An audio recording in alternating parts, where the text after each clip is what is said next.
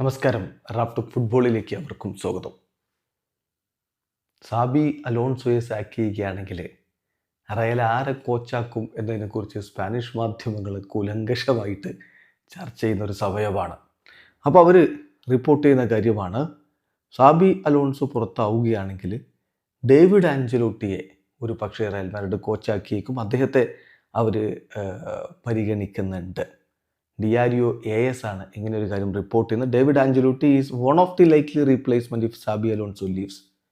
Xabi Alonso പോവുകയാണെങ്കിൽ Real മാഡ്രിഡിൻ്റെ റീപ്ലേസ്മെൻറ്റിന് സാധ്യതയുള്ള, Sabi അലോൺസോക്ക് replacement ആയിട്ട് കൊണ്ടുവരാൻ സാധ്യതയുള്ള കോച്ചുമാരിൽ ഒരാൾ ഡേവിഡ് ആഞ്ചലോട്ടിയാണ്.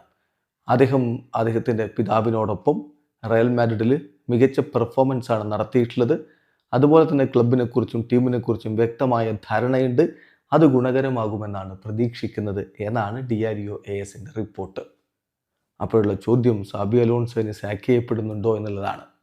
അതിനെക്കുറിച്ച് സ്പാനിഷ് മാധ്യമങ്ങൾ പറയുന്നത് സൂപ്പർ കോപ്പ ഡി എസ്പാനയാണ് അദ്ദേഹത്തിന് കൊടുത്തിരിക്കുന്ന അൾട്ടിമേറ്റം. അവിടെ മികച്ച പ്രകടനം നടത്തണം എന്ന് പറഞ്ഞാൽ സൂപ്പർ കോപ്പ ഡി എസ്പാന ജനുവരി 8-നാണ് ആരംഭിക്കുന്നത്. ബാഴ്സലോണയും അത്ലറ്റിക് ക്ലബ്ബും തമ്മിലാണ് ആദ്യ മത്സരം. അതിനുശേഷം തൊട്ടടുത്ത ദിവസം സെമിഫൈനൽ മത്സരം അത്ലറ്റിക്കോ മാഡ്രിഡുമായിട്ടാണ് റയൽ മാഡ്രിഡിൻ്റെ കളിയുള്ളത്. അവിടെ വിജയിച്ച് മുന്നോട്ട് പോയി കിരീടത്തിലേക്ക് എത്താൻ പറ്റണം. അതാണ് സാബിക്ക് കൊടുത്തിരിക്കുന്ന ടാസ്ക് എന്ന് സ്പാനിഷ് മാധ്യമങ്ങൾ റിപ്പോർട്ട് ചെയ്യുന്നു.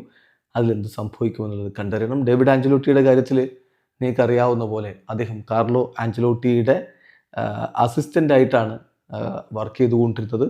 പിന്നീട് അദ്ദേഹം ബ്രസീലിയൻ ക്ലബ്ബിൽ, അതായത് ബൂട്ടഫാഗോയിൽ അദ്ദേഹം മാനേജറായിട്ട് നിന്നു.